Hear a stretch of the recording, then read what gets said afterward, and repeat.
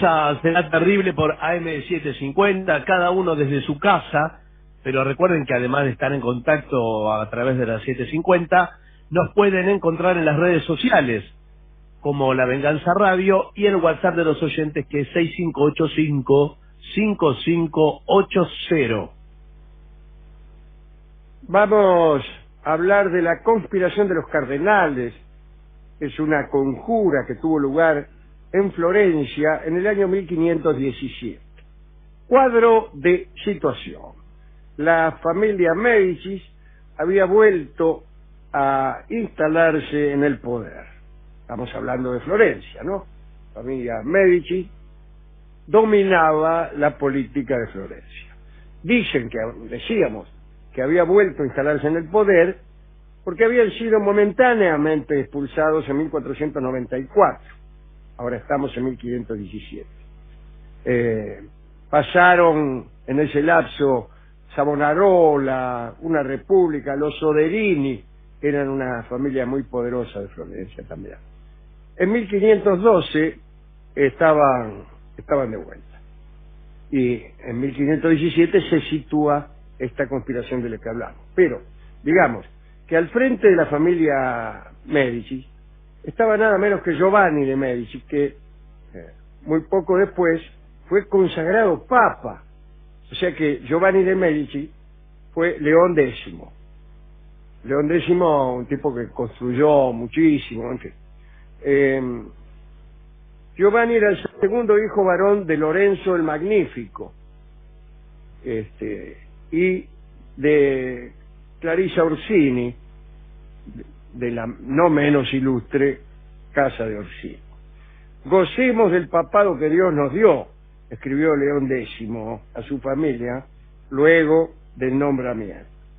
Inmediatamente, dice la crónica, demostró su capacidad para tal goce.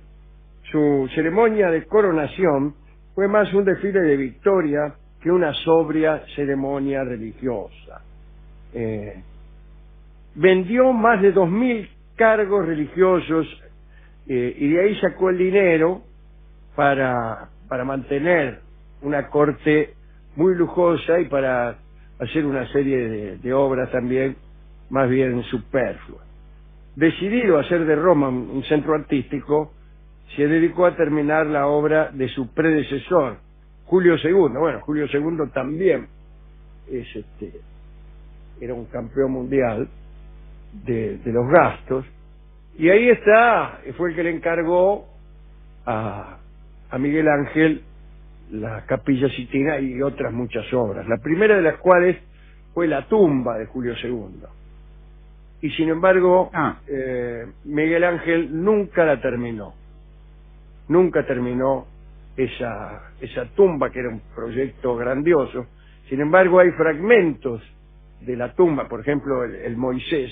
El Moisés de Miguel Ángel era una de las figuras destinadas a la tumba de Julio II. Bueno, siguió este muchacho León X, con las obras de Julio II. Rafael, Miguel Ángel fueron parte de un grupo de contratados. Para el cronista, pudo ser, dice un cronista, el papa perfecto si a sus logros artísticos hubiera agregado el mínimo conocimiento religioso.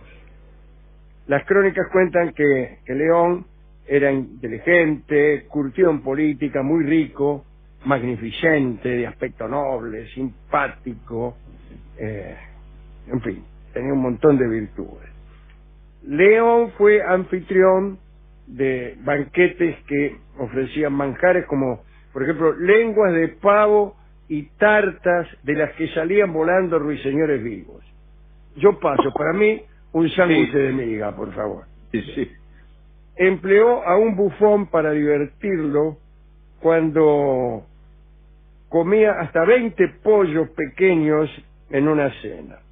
Tal vez el más querido miembro de la corte era un elefante llamado Ano, disculpen ustedes, un regalo del rey de Portugal, entregado para en ocasión de unas celebraciones. Parece que este elefante, entre sus gracias, tenía la de arrodillarse en reverencia frente al pontífice. Entraba el Papa y el elefante se arrodillaba. Bueno, aquí aparece un tipo que era el cardenal de Siena, se llamaba Alfonso Petrucci. Era un entusiasta, simpatizante del despilfarro, y especialmente del despilfarro de León. Le gustaba cómo el tipo se gastaba la guita.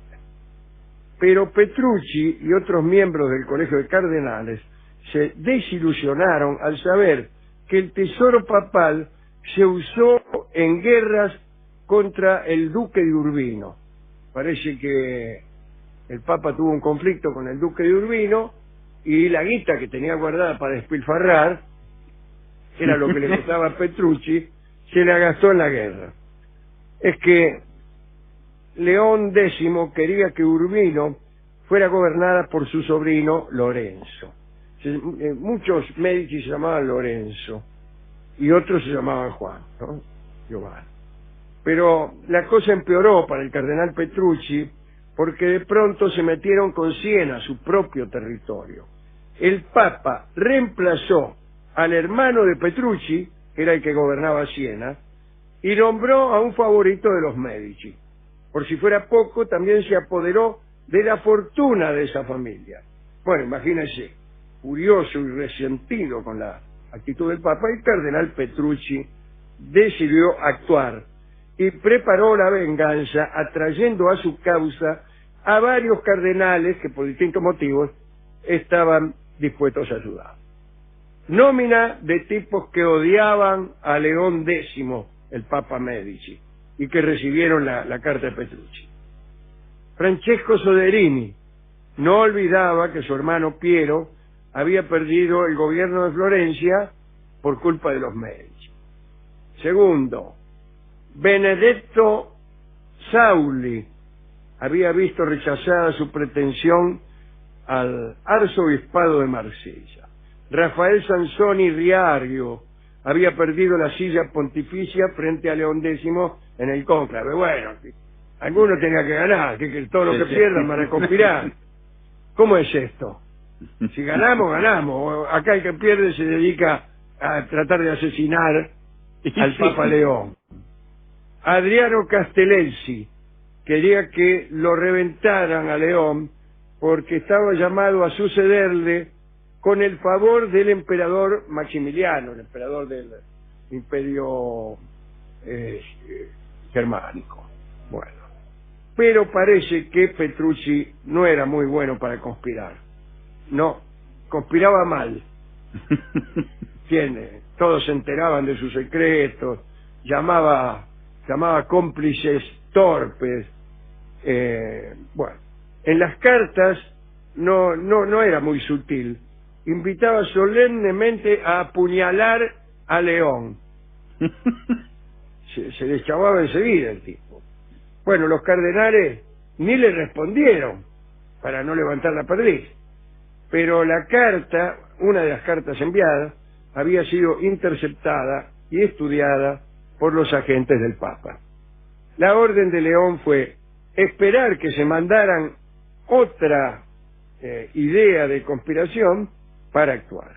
Todavía era apresurado desarticular un complot que estaba a medio rengo, ¿no? Poco después dijo, vamos a esperar lo que se metan más adentro. Después el Papa sufrió problemas gastrointestinales. El cardenal Petrucci lo supo y volvió a conjurar. Sobornó a un médico que se llamaba Battista de Vercelli para dar veneno al Papa mientras lo operaba de una fístula. Los agentes del Papa se enteraron del soborno y de las intenciones del médico, pero lo recibieron igual. Y en cuantito lo tuvieron en la villa papal, lo encarcelaron, lo sometieron a torturas horribles. Vercelli confesó el complot y fue sentenciado a una muerte espantosa. León X convocó a un consistorio de cardenales.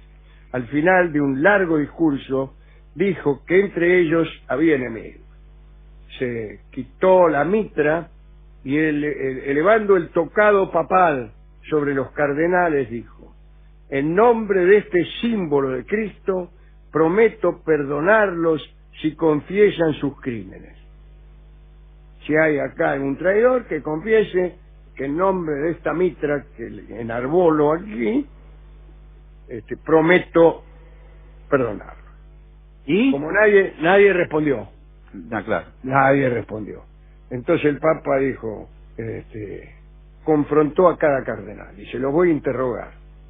Los voy a interrogar uno por uno. Primer interrogatorio.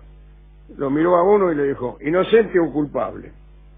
Bueno, incapaces de soportar la mirada del Papa, los cardenales Soderini y Adriano cayeron de rodillas ante él. Mirá vos la mirada que tendría. León dictó sentencia contra los 3 cardenales descubiertos que revelaron a Petrucci como su líder. Por sus crímenes, Petrucci fue enviado a la fortaleza de Castel Sant'Angelo. Castel Sant'Angelo era nada menos que la tumba de Adriano. Hemos estado por ahí nosotros. Y que en la Edad Media se convirtió en una fortaleza papal. En tiempos de guerra, los papas se resguardaban en la seguridad de aquel castillo, que también servía de prisión. En julio de 1517, un cura caminó rumbo al Castel Sant'Angelo, fue citado para dar los sacramentos al preso Alfonso Petrucci, que fue finalmente condenado a muerte. Petrucci lo sacó a patadas al cura. Dice, ¿qué me venís a darle extremación? Tómatela. Pero a quien no pudo echar fue al siguiente visitante, un moro que era el verdugo, debía ejecutar la sentencia de muerte. Se consideraba impropio de un cristiano matar a un príncipe de la iglesia. Con un lienzo de seda alrededor de la garganta, el citado moro estranguló a Petrucci. El 1 de julio de 1517, decidiendo que necesitaba un firme control sobre el colegio de cardenales, León X nombró a 31 cardenales nuevos. Casi todos habían contribuido a su tesoro personal. Luego, satisfecho con la labor, el Papa partió de Roma para irse de vacaciones, cazando ciervos y jabalíes en su villa campestre. En octubre de aquel año, algo más lo molestó. Al principio no mucho. Un tal Martín Lutero expuso el 31 de octubre de 1517 sus famosas 95 tesis en la puerta de la iglesia del castillo de Wittenberg. A León, que recién sobrevivía, digamos, de la conspiración de Petrucci, le pareció un asunto de poca monta. Se cuenta que al llegar a Roma las noticias de aquel acto, el Papa León dijo, el hermano Martín tiene mucho talento, pero esto no es más que un pleito de monjes. Bueno, calculá, ¿no? Pero cuando Lutero rehusó desdecirse, el Papa lo condenó por herejía y le ordenó someterse a la autoridad de Roma. Lutero se negó a retractarse de su desafío al Papa. El 3 de enero de 1521, Martín Lutero fue excomulgado y 11 meses después León X murió sin saber que su reinado abarcó el inicio de la Reforma Protestante. Pero eso es otra historia. ¿Con qué canción podríamos ilustrar estas glosas que hemos hecho sobre la vida del Papa León X Medici? Vamos a escuchar a Ariel Ramírez y Domingo Cura en una divertida versión de un tango de la Guardia Vieja que se llama Papas Calientes.